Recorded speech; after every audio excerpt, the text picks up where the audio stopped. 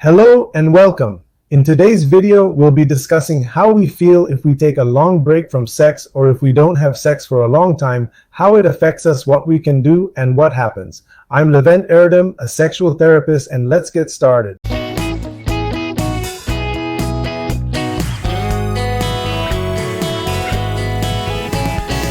You haven't had sex for a long time, you've taken a break, but you're also worried and afraid. You're wondering if the deprivation of long-term sex is affecting your psychology and mood, and if I'll experience any distress. Don't worry, you're not alone. Today we'll talk about how taking a long break from sex can affect you, but we'll go beyond that and back it up with scientific data. First, you need to know that sex isn't just a physical thing. It also has psychological and neurochemical components as well as physiological ones. It's also a process. A host of hormones are released during sex. For example, oxytocin, the bonding and cuddling hormone, is released. Endorphins, a natural antidepressant, are released.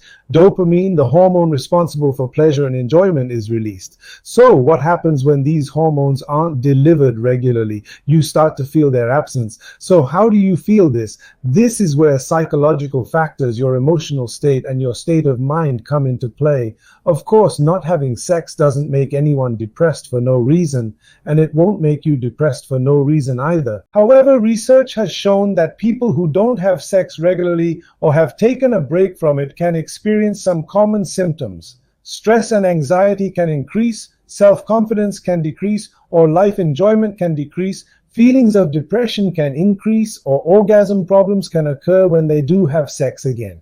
Either the habit has worn off a bit, or interest in the relationship or in sex within the relationship gradually wanes or diminishes. In fact, the results of a 2019 study I found quite interesting. It's been found that anxiety levels rise even more in people who haven't had sex for a long time or who have taken a break from it. I found this very interesting.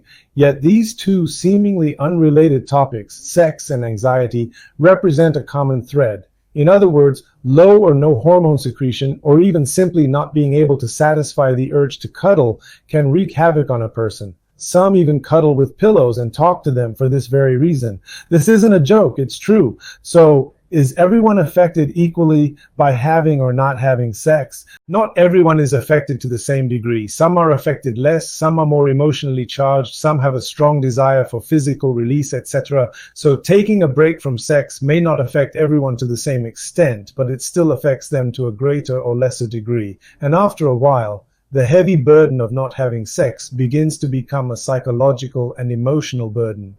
To summarize, if you've taken a break from sex, if you haven't had sex for a long time, you need to realize a few things. First, be aware of yourself, your own feelings, your poverty, your needs. Be aware of this and take it into consideration. Don't be ashamed or shy about these feelings. Consider seeking professional support if necessary.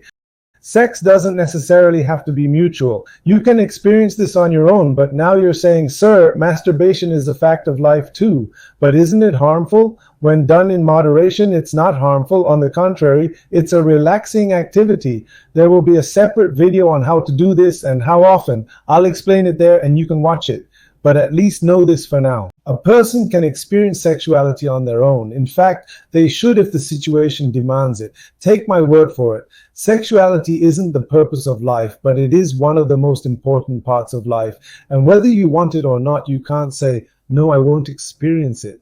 It's very difficult. Let me give you another example. You've thought, you've decided, you've said, I won't drink water anymore. Why? I've decided I won't. You know what happens?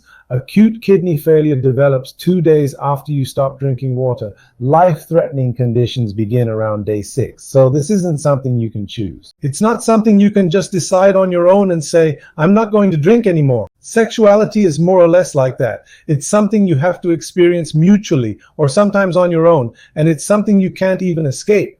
So it's beneficial to perceive it that way. My final message to you is, please be understanding, kind, and sensitive to yourself.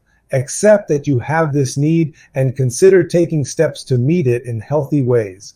If you're interested, you might watch this video again. Now, if you found the topics covered in this video helpful, please share it with your loved ones, leave a like, subscribe to the channel, and don't forget to value yourself. See you in the next video.